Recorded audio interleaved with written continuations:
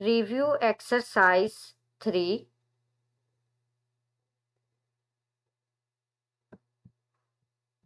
Question number 1. 4 options are given. Against each statement, encircle the correct option. Part 1. The set builder form of the set of numbers 1, 1 over 3, 1 over 5, 1 over 7 and up to so on is. Basically इस question में हमने जो हमारे पास set given है उसकी set builder form जो है वो बनानी है। अब देखें option A, the set of x such that x is equal to 1 over n and n belongs to W.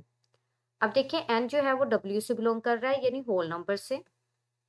तो जब हम एन की जगह यहाँ पे होल नंबर्स में से 0 पुट करेंगे तो ये हमारे पास इनफाइनाइट हो जाएगा। तो इसका मतलब है कि ऑप्शन ए जो है ये पॉसिबल नहीं है।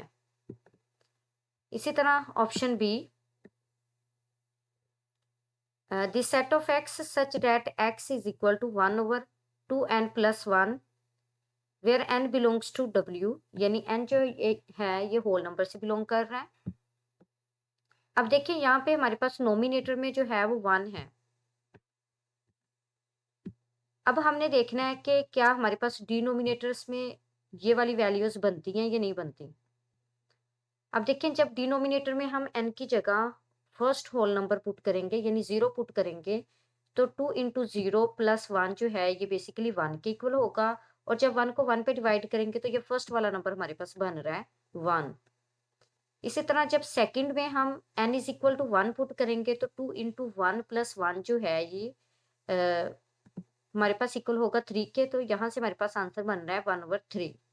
इसी तरह जब डिनोमिनेटर में हम n की जगह जो है वो पुट करेंगे 2 तो 2 टू ज़ा 4, 4 प्लस 1 जो है ये डिनोमिनेटर में 5 बन रहा है। इसी तरह जब 3 पुट करेंगे तो 3 टू ज़ा 6 प्लस 1 जो है ये हमारे पास 7।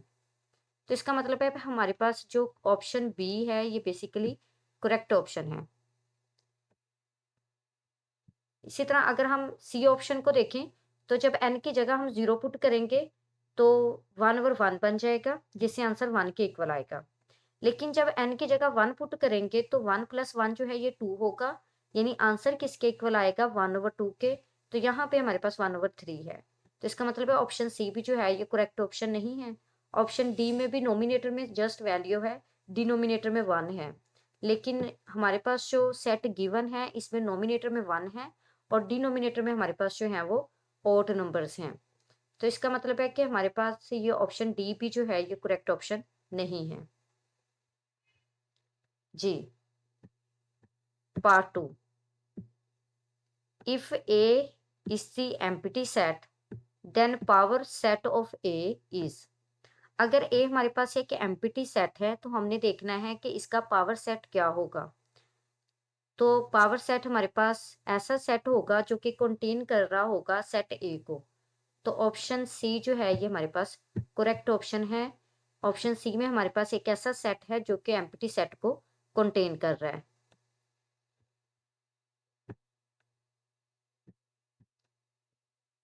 जी।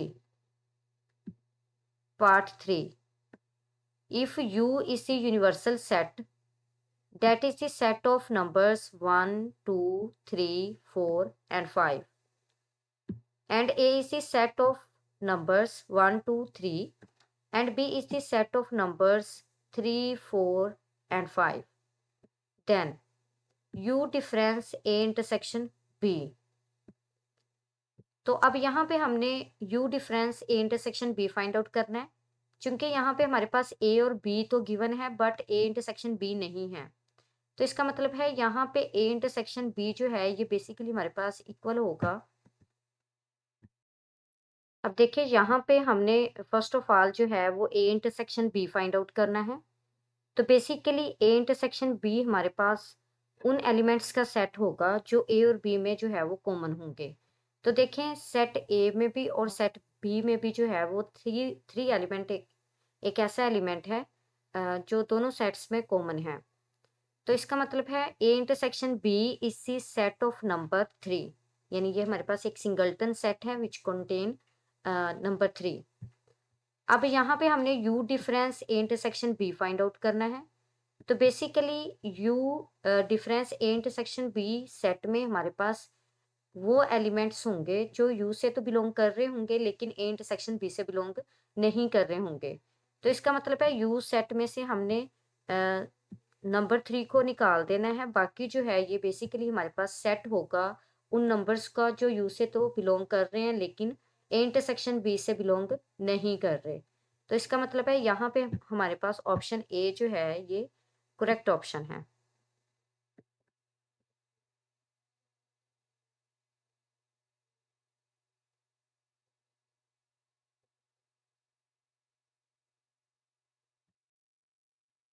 Fourth part, if A and B are overlapping sets, अगर ए और बी हमारे पास ओवरलैपिंग सेट्स हैं, यानी ओवरलैपिंग सेट्स ऐसे सेट्स जिनका इंटरसेक्शन जो है वो एक एम्प्टी सेट के इक्वल ना आए, यानी उनमें कुछ ना कुछ कॉमन पाया जाए। और डिसजॉइंट सेट्स हमारे पास ऐसे सेट्स होते हैं जिनमें कुछ भी कॉमन नहीं पाया जाता, यानी उनका इंटरसेक्शन जो है ये बेसिकली एक एम्प्टी सेट के इक्वल होता है। Then cardinality of A difference B is equal to, अब यहाँ पे हमने ए डिफरेंस बी की कार्डिनलिटी बतानी है कि कौन सा एमसीक्यूज जो है वो इसका करेक्ट है। अब देखिए यहाँ पे हमारे पास क्योंकि ए ए और बी जो है ये ओवरलैपिंग सेट्स हैं, यानी ए में हमारे पास कुछ एलिमेंट्स ऐसे होंगे जो बी से भी बिलोंग कर रहे होंगे। तो इसका मतलब है ऑप्शन ए जो है ये हमारे पास करेक्ट ऑप्शन नहीं है, यानी कार्डिनलिटी ऑफ ए के इक्वल नहीं होगा। इसी तरह कार्डिनलिटी ऑफ बी के इक्वल भी नहीं होगा क्योंकि हम चेक जो है वो ए को कर रहे हैं, तो ए डिफरेंस बी फाइंड आउट कर रहे हैं। तो इसका मतलब है कार्डिनलिटी ऑफ ए के, यानी ए के एलिमेंट्स हो सकते हैं उसमें, बी के एलिमेंट्स नहीं होंगे। तो इसका मतलब है ऑप्शन बी जो है ये भी करेक्ट ऑप्शन नहीं है। इसी तरह थर्ड ऑप्शन है हमारे पास ए इंटरसेक्शन बी, ये भी हमारे पास करेक्ट ऑप्शन नहीं है। ऑप्शन डी यहाँ पे है कि cardinality of A minus cardinality of A intersection B, basically ये हमारे पास करेक्ट ऑप्शन है, यानी हमारे पास ए के वो एलिमेंट्स होंगे, उन एलिमेंट्स का सेट होगा जो कि ए इंटरसेक्शन बी में नहीं होंगे, यानी बी से बिलोंग नहीं कर रहे होंगे। तो इसका मतलब है डी जो है ये बेसिकली हमारे पास करेक्ट ऑप्शन है, यानी ए के वो एलिमेंट्स जो ए से तो बिलोंग कर रहे हों लेकिन बी से बिलोंग ना कर रहे हों।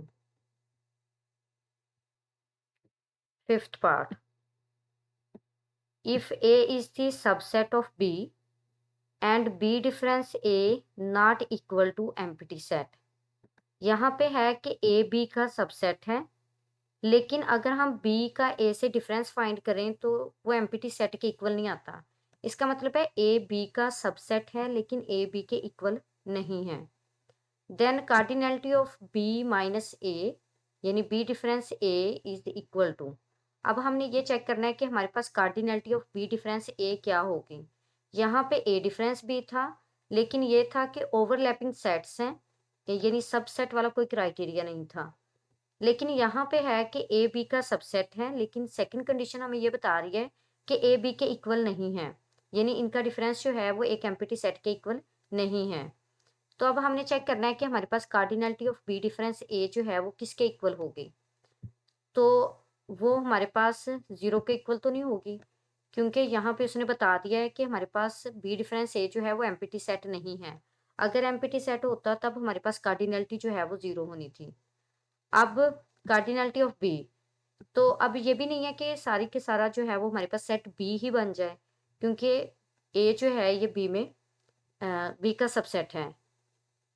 इसी तरह कार्डिनलिटी ऑफ ए तो होनी नहीं है क्योंकि हम यहाँ पे बी डिफरेंस ए फाइंड कर रहे हैं तो बी के ही एलिमेंट्स होंगे, वो ए के तो एलिमेंट्स लेने ही नहीं है। ऑप्शन डी, तो ये हमारे पास करेक्ट ऑप्शन है, यानी कार्डिनलिटी ऑफ बी में से हम कार्डिनलिटी ऑफ ए को माइनस कर देंगे तो बेसिकली ये हमारे पास कार्डिनलिटी ऑफ बी डिफरेंस ए आ जाएगी। अब देखें यहाँ पे ये वाला सीन था कि ए इंटरसेक्शन बी, लेकिन यहाँ पे है कि ए सारे का सारा बी में ही कंटेन कर रहा है। तो इसका मतलब है फिर इसके लिए हम ये लिखेंगे कि cardinality of B minus cardinality of A. तो ऑप्शन डी जो है ये बेसिकली हमारे पास एक करेक्ट ऑप्शन है।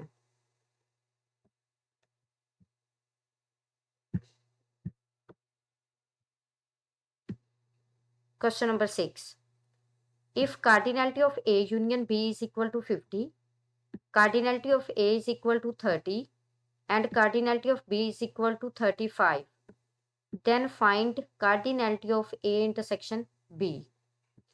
यहाँ पे हमें cardinality of A union B दी गई है जो कि 50 के इक्वल है, कार्डिनलिटी ऑफ ए जो कि 30 के इक्वल है और कार्डिनलिटी ऑफ बी जो कि 35 के इक्वल है। तो यहाँ पे अब हमने जो है वो cardinality of A intersection B जो है ये फाइंड आउट करनी है। तो यहाँ पे हम principle of exclusion and inclusion use करेंगे फॉर टू सेट्स के लिए, और वहां से हम इजीली जो है वो cardinality of A intersection B जो है ये फाइंड आउट कर लेंगे। अगर हम यहाँ पे प्रिंसिपल ऑफ इंक्लूजन और एक्सक्लूजन को यूज करें फॉर टू सेट्स, तो basically cardinality of A intersection B जो है ये इक्वल होगी cardinality of A plus cardinality of B minus cardinality of A union B by putting values. तो cardinality of A जो है ये 30 के इक्वल है, कार्डिनलिटी ऑफ बी जो है ये 35 के इक्वल है और cardinality of A union B जो है ये इक्वल है 50 के। तो 30 प्लस 35 जो है ये इक्वल होगा 65 के, 65 माइनस 50 जो है ये इक्वल होगा 15 के। तो इसका मतलब है कि हमारे पास ऑप्शन बी जो है ये बेसिकली करेक्ट ऑप्शन है। जी, part 7, if A is the set of numbers 1 2 3 4 and B is the set of elements x y and z, then the Cartesian product of a and b contains exactly dash elements।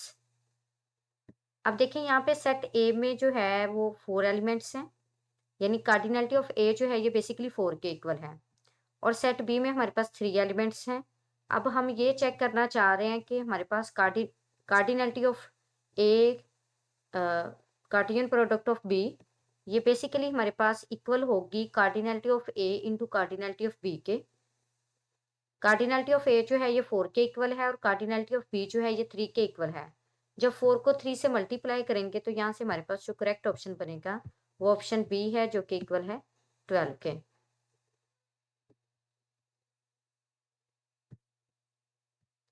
Part 8, if f of x is equal to x square minus 3x plus 2, then the value of f of a plus 1 is equal to। हमारे पास f of x given है, अगर हम x की जगह पे a plus 1 put करते हैं तो हमने चेक करना है कि हमारे पास राइट साइड पे जो फैक्टर बनेगा a में वो क्या कौन सा फैक्टर बनेगा।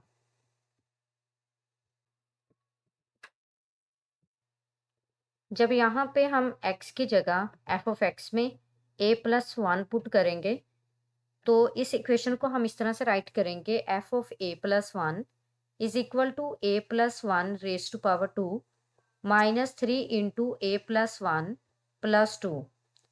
तो यहाँ से देखिए कि जब हम फार्मूला ओपन करेंगे यानी स्केयर का, तो यहाँ पे a square plus 2a plus 1 होगा, यानी a प्लस बी अगर होल स्केयर हो तो हम उसे राइट करते हैं a square plus 2ab plus B square. इसी तरह माइनस 3 को जब a प्लस 1 से मल्टीप्लाई करेंगे तो minus 3a plus minus minus 3 को 1 से मल्टीप्लाई करेंगे तो 3 1 सा 3 प्लस 2, और यहाँ से a रेज टू पावर 2 जो है वो एज इट ही आ जाएगा क्योंकि इसके लाइक जो है वो कोई टर्म नहीं है।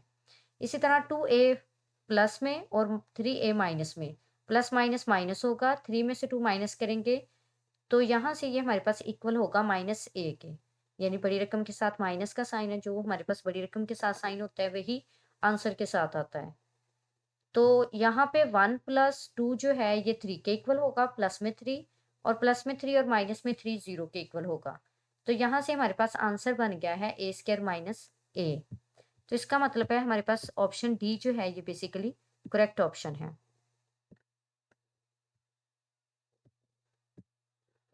Part 9, given that f of x is equal to 3x plus 1, if f of x is equal to 28, then the value of x is, यहाँ पे हमें एफ ऑफ एक्स दिया गया है यानी 3x+1, और हमें यह भी बताया गया है कि एफ ऑफ एक्स बेसिकली अगर नंबर की बात करें तो ये 28 के इक्वल है। तो अब यहाँ पे हमने x की वैल्यू जो है वो फाइंड आउट करनी है। अब देखें यहाँ पे अगर एफ ऑफ एक्स जो है वो 3x+1 के इक्वल है और एफ ऑफ एक्स की वैल्यू जो है वो 28 के इक्वल है, तो इसका मतलब है कि यहाँ से हम राइट कर सकते हैं 3x+1 इज इक्वल टू 28। अब देखें ये 1 जो है ये लेफ्ट साइड पे इक्वल की प्लस में है, जब इसे इक्वल के राइट साइड में लेके जाएंगे तो इसका साइन चेंज हो जाएगा यानी -1 बन जाएगा। तो यहाँ से हमारे पास 3x इज इक्वल टू 28 -1, 28 से -1 करेंगे तो यहाँ से हमारे पास ये इक्वल होगा 27 के। अब 3x के साथ इक्वल की लेफ्ट साइड पे मल्टीप्लाई हो रहा है, जब हम इसे इक्वल के राइट साइड पे लेके आएंगे ये बेसिकली हमारे पास 27 पे डिवाइड हो जाएगा, और जब हम 27 को 3 पे डिवाइड करेंगे तो यहाँ से x का आंसर जो है वो इक्वल होगा 9 के। तो इसका मतलब है यहाँ पे हमारे पास ऑप्शन ए जो है ये बेसिकली करेक्ट ऑप्शन है।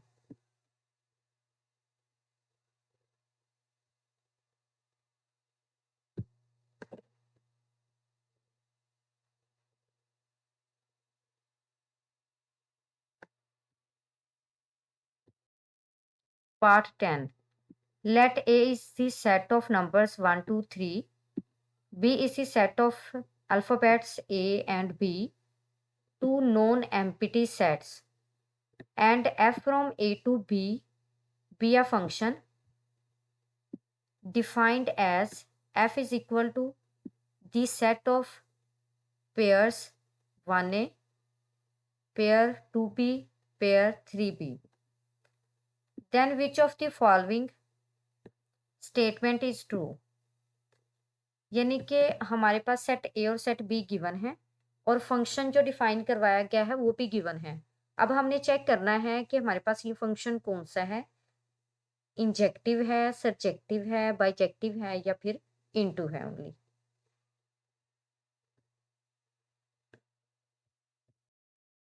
देखें यहाँ पे अगर हम सेट ए और सेट बी में रिलेशन एफ को डिफाइन करवाएं यानी फंक्शन एफ को डिफाइन करवाएं तो 1 जो है ये ए से रिलेट कर रहा है, 1 ए से रिलेट कर रहा है, 2 जो है ये बी से रिलेट कर रहा है और 3 जो है वो ए से रिलेट कर रहा है। तो यहाँ पे एक बात नोट करें कि ये हमारे पास इंजेक्टिव फंक्शन नहीं हो सकता, क्योंकि 1 का इमेज भी ए है और 3 का इमेज भी ए है, यानी हमारे पास यूनिक इमेजेस नहीं है।